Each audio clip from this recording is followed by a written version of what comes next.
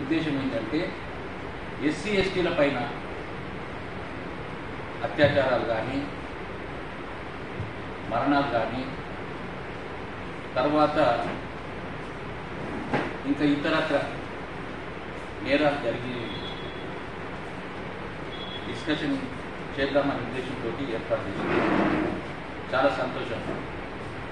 Discussion చేసే ముందు అందరికీ, సభ్యులందరికీ సక్రమ పద్ధతిలో సమాచారం ఇస్తే ఈ కమిటీలో ఉన్నటువంటి సభ్యులందరూ, ప్రెసిడెంట్ కానీ సెక్రటరీ కానీ ఎవరైనా సభ్యులందరూ వచ్చి ఈ సభను విజయవంతం చేస్తే బాగుంటుంది.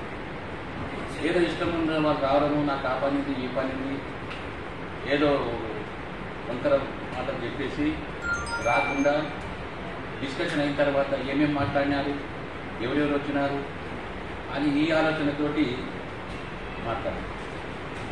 అది కాదు పద్ధతి.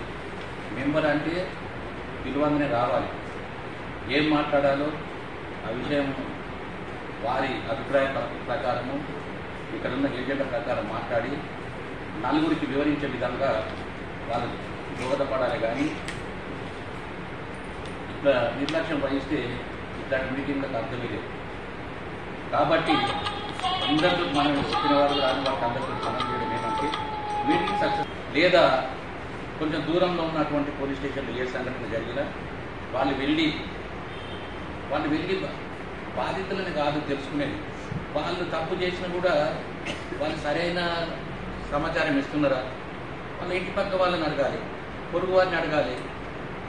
రిపోర్ట్ ఇచ్చింది ఆ ఆడ మనిషి కానీ మగ మనిషి కానీ ఇట్లాంటి వాళ్ళ స్థితిగతులు ఏంటి, నిజమా లేకుంటే కల్పితారు, ఇవి తెలుసుకోవాలి. అప్పుడు కానీ మీరు దాన్ని నిజ నిర్ధారణ కమిటీ అంటారు. ఆ ప్రకారం మీరు పనిచేసి ఎస్ఐ గారు, సిఐ గారు, ఎస్పీ గారు, డిఐ గారు ఎవరితో అయినా సవాల్ చేయొచ్చు. ఈ నేరం జరిగింది, మీరు ఏం చేస్తూ ఉన్నారు. ఒక ఎస్ఐ పోలీస్ స్టేషన్కే కాదు, పోలీస్ స్టేషన్ సరైన సిఐ దగ్గరికి వెళ్ళాలి, సిఐ దగ్గర పనిచేయాలి, ఎస్పీ దగ్గరికి వెళ్ళాలి, అలా చేయాలి. కానీ ఎస్ఐ దగ్గరికి వస్తే చేయలేదంటే SI is not the only competent authority to decide the case.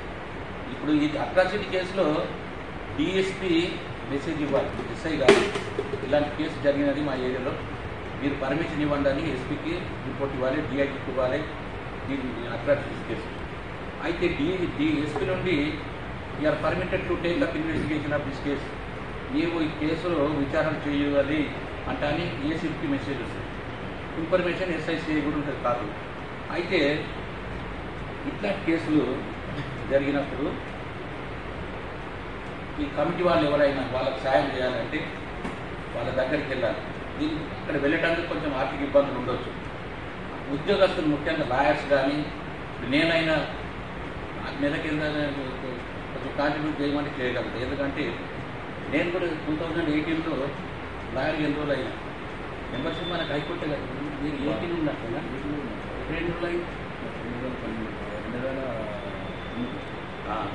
అయితే నేను రిటైర్ అయిన తర్వాత ఈ ఐపీఎస్ వాళ్ళకి ఫ్యాకల్టీగా చేసిన లా అండ్ ఇన్వెస్టిగేషన్. దాని తర్వాత దీంట్లో ఒక ఆప్షన్ ఉంది, one should not go for 2 jobs. ఫ్యాకల్టీగా చేస్తే ఎన్రోల్ చేయరు లాయర్గా. అయితే అది నేను ఆపేసుకొని లాయర్గా ఎన్రోల్ అయ్యాను. అయితే చట్టాన్ని అమలు చేసే ఈ కేసులలో ఎఫ్ఐఆర్ ఇష్యూ చేయడం ఎస్ఐ పని, ఎస్ఐ స్టేషన్ అథారిటీ. ఆయన రిజిస్ట్రేషన్ చేయడం, ఇన్వెస్టిగేషన్ చేసే అధికారం లేదు ఆయనకు. ఎస్ఐని పోయి అడిగితే కూడా లాభం లేదు. ఎస్ఐ కేసు చేయకుంటే సిఐ దగ్గర, డిఎస్పీ దగ్గరికి వెళ్ళాలి డైరెక్ట్.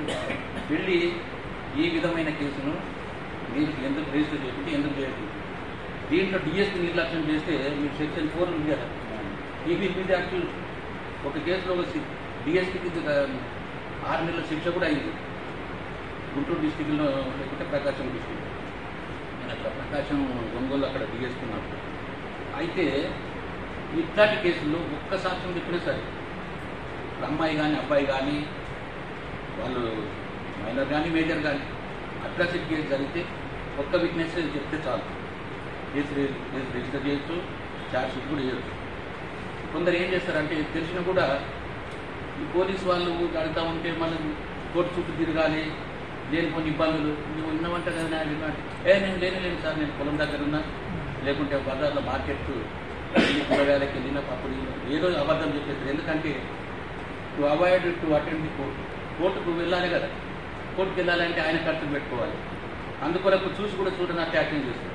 అయితే అట్లాంటి సమయంలో వాళ్ళ ఇంటి వాళ్ళు ఈ కేసులో మాత్రం ఇంటి వాళ్ళు చెప్పినా పర్వాలేదు, అమ్మాయి కానీ అబ్బాయి కానీ ఒక్క ఇల్లే ఉందంటున్నాను ఆ వీధిలో, ఒక్కరు చెప్పినా చాలు.